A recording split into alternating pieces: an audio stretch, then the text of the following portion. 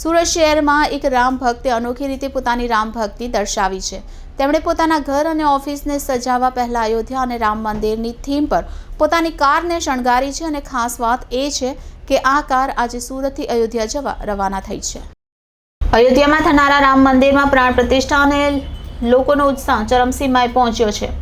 દેશભરમાં મંદિરની પ્રાણ પ્રતિષ્ઠાને લઈને અનેક યોજનાઓ અને આયોજનો થઈ રહ્યા છે। લોકો પોતાના ઘર અને ઓફિસને સજાવી આ દિવસની ઉજવણી કરી ભગવાન રામ પ્રત્યેની પોતાની ભક્તિ દર્શાવશે।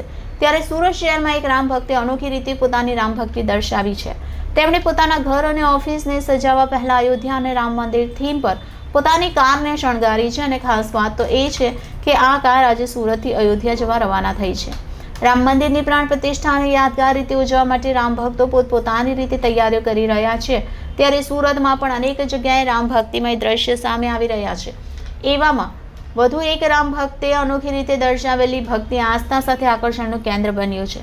સુરતના કાપડ ઉદ્યોગપતિ સિદ્ધાર્થ જોશીએ પોતાની જેગ્વાર કારને રામના રંગમાં રંગી છે। તેમણે જેગ્વાર કારને ભગવા રંગે રંગીને પોતાની કારનો લુક સંપૂર્ણપણે બદલી નાખ્યો છે। સિદ્ધાર્થે અયોધ્યા અને રામ મંદિરની તર્જ પર પોતાની કારમાં ફેરફાર કર્યો છે। કારની બંને બાજુ ભગવાન રામની તસવીર છે તેમજ કારના બોનેટ પર અયોધ્યામાં બની રહેલા ભવ્ય રામ મંદિરની ઝલક પણ જોઈ શકાય છે। સિદ્ધાર્થે ફક્ત રામની થીમ પર કાર નથી સજાવી, તે હવે આ કાર લઈને અયોધ્યા જવા માટે રવાના થયા છે। સિદ્ધાર્થ ફક્ત રામ ભક્ત તે દેશભક્ત પણ છે।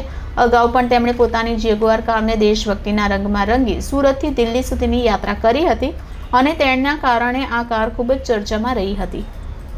મારું નામ સિદ્ધાર્થ જોશી છે, સુરતમાં રહેવાસી છું। આજે માનનીય જે વડાપ્રધાન શ્રી ભારત ગૌરવ જેવા વિષયો પર મેં G20 છે, 75 આઝાદી અમૃત મહોત્સવ છે, ચંદ્રયાન 3 અનેક વિષયો પર ગાડી યાત્રા કરી છે અને યાત્રા કરું છું। તો આજે જે રામ મહોત્સવ 22 જાન્યુઆરી જે પ્રાણ પ્રતિષ્ઠા થવા જઈ રહી છે, આખા વિશ્વની અંદર માહોલ ખુશીનો માહોલ મનાઈ રહ્યો છે। એ હિસાબથી હું પણ એક ખુશીનો માહોલ મનાવું છું આજે। અને આજે હું સુરતથી અયોધ્યા જઈશ। 22 તારીખે અમે લોકો યજ્ઞમાં બેસશું અને યજ્ઞમાં રામભદ્રાચાર્યના આશીર્વાદ લઈશું અને ત્યાં ખુશીનો માહોલ મનાવશું।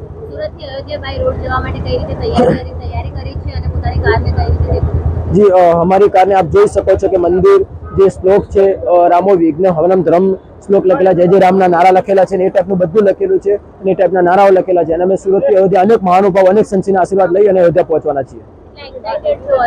અમે બહુ જ ખુશીમાં છીએ। હું તો એકલો નથી પણ આખું વિશ્વ ખુશી મનાવી રહ્યું છે। જે વિદેશની અંદર અમેરિકા અને જે બીજા દેશો પણ છે, અનેક દેશોમાં ખુશી મનાવી રહી છે, તો આપણા દેશની અંદર પણ એવી ખુશીનો માહોલ છે।